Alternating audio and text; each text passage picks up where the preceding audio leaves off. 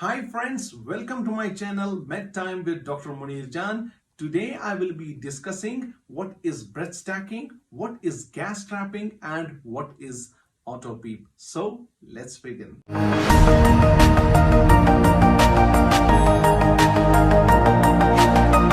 So starting with the first slide, that is what is breath stacking. Now triggering another breath before complete exhalation, that is what is known as the breath stacking. So breath stacking is completely related to the triggering.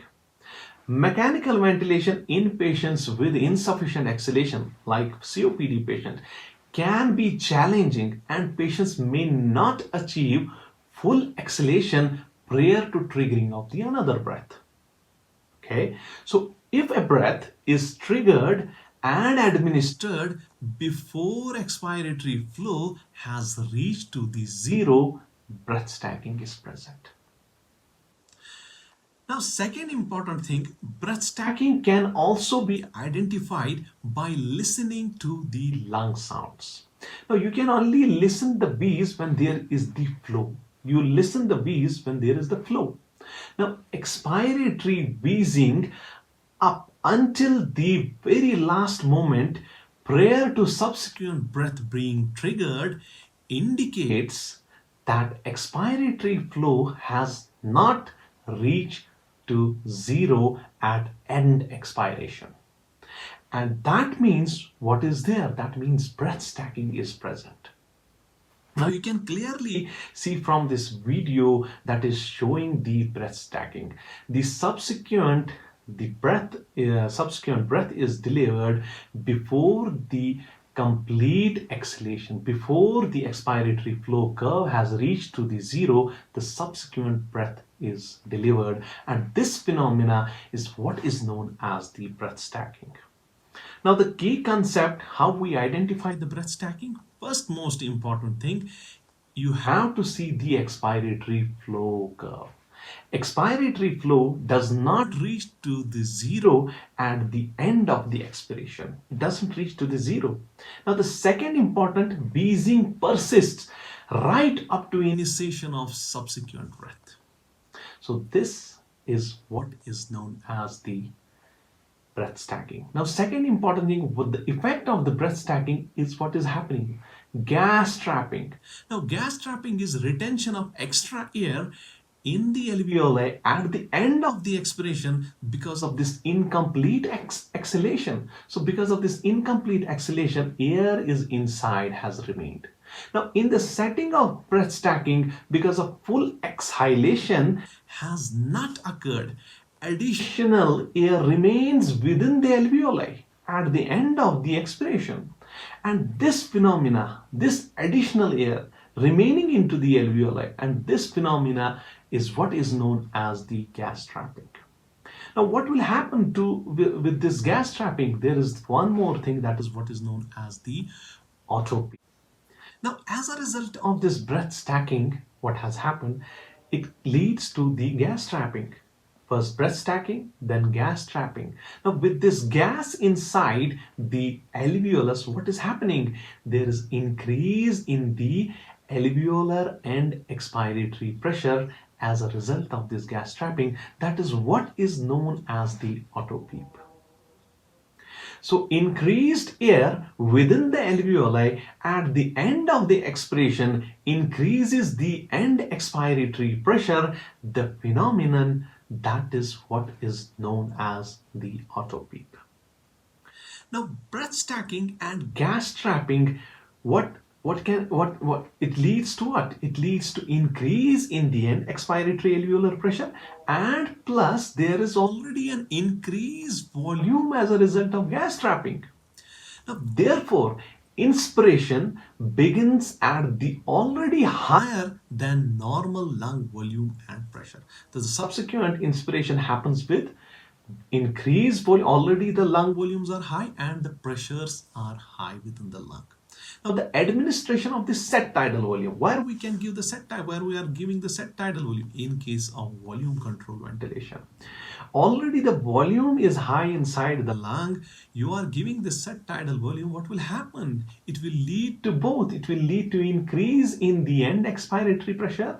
It will lead to increase in the volume inside the lung, and hence by this increase in the volume, why this increase in the pressure, what will happen? It can lead to the barotrauma, that is the pressure related injury, and second is the volutrauma as a result of this gas trapping, breath stacking, what is the phenomena that is happening inside the lung.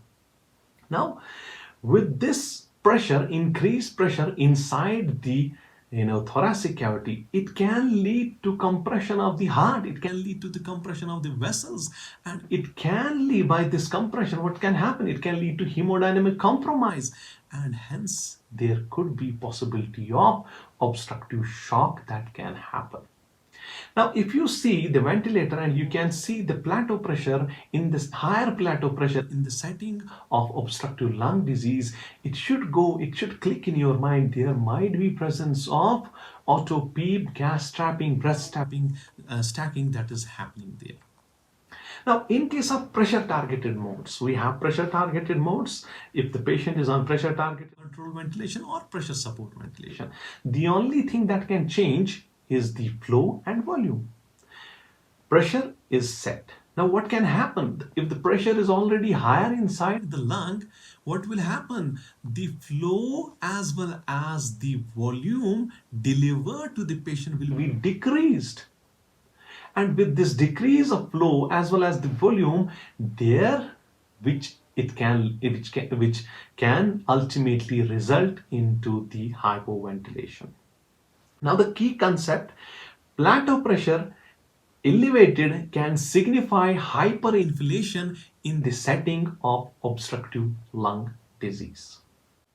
You can see this flow waveform pattern where you can demonstrate or you can see whether the breath stacking is happening or not. First, it is the normal expiratory flow pattern. Note that the expiratory flow reached to the zero prior to initiation of subsequent breath. So it reached to the zero prior to the initiation of subsequent breath.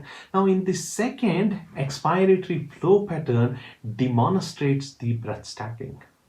Now how it demonstrates the breath stacking?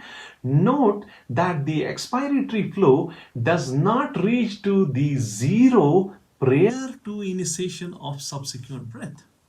So that is clearly seen in this picture. It does not reach to the zero prior to subsequent initiation of subsequent breath. Now the presence of expiratory flow at the end of the expiration implies that the alveolar pressure is higher than the proximal airway pressure at the end at that point. Now evaluation of expiratory flow curve on the ventilator can aid in identification of breath stacking. Now you can see the flow waveform pattern in the ventilator. You can see the breath stacking, whether the breath stacking is happening or the gas trapping is happening or not. Now under normal conditions, the expiratory portion of the flow curve should return to zero before the end of the expiration. So it should reach to the zero before the end of the expiration. If it reaches to the zero, there is no breath stacking, there is no gas trapping. The magnitude of auto PEEP can also be assessed by employing an expiratory pause maneuver on the ventilator. So you can apply the expiratory pause maneuver and you can see the magnitude of auto PEEP that is generating within the lung. Now with this maneuver, what is happening? The expiratory valve is closed at the end of the expiration. At the end of the expiration, expiratory valves are closed. It's not allowing any additional air to leave the respiratory system. Now, if at the end of the expiration, alveolar pressure is still higher than the proximal airway pressure, that is the PEEP applied at the ventilator, air will continue to flow from the alveoli to the ventilator. and by this it will raise the proximal airway pressure. Now the amount of proximal airway pressure rises above the applied PEEP, that is what is known as the auto PEEP or intrinsic PEEP. Now, PEEP applied at the ventilator is often referred to as applied PEEP or extrinsic PEEP. Total PEEP is equal to sum of intrinsic PEEP plus extrinsic PEEP. So it is important that the expiratory pause maneuver be performed on a patient who is not making any respiratory effort. If the patient is making respiratory efforts, it can lead to the false reading, misinterpretation of auto PEEP. So it's very important that the patient should be completely or fully paralyzed before doing this expiratory pause maneuver. Now the key concept, very important, magnitude of auto PEEP can be assessed with expiratory pause maneuver. Now from this video you can see we have the patient on in the ventilator and we have applied the expiratory pause plus the freeze.